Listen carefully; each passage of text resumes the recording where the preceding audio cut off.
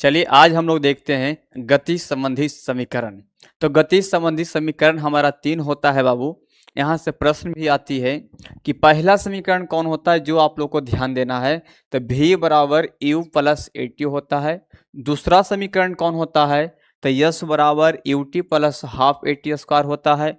तीसरा समीकरण कौन होता है, तो वी स्क्वायर बराबर यू स्क्वायर प्लस 2as होता है। दूसरा प्रश्न रेलवे का यही पूछा हुआ है कि बताइएगा कि पहला समीकरण से हमें क्या दर्शाया गया है। तो गति का पहला समीकरण हमें वेग और समय को बताती है। गति का दूसरा समीकरण हमें विस्थापन और समय को बताती है।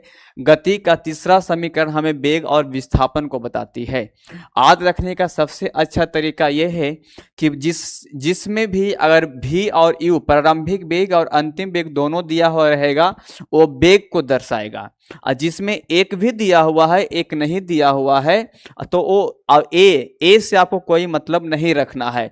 यहाँ पर देखिए यस विस्थापन नहीं है, तो ये वेग और समय को दर्शा रहा है, क्योंकि v और u दोनों दिया हुआ, समय दिया हुआ है।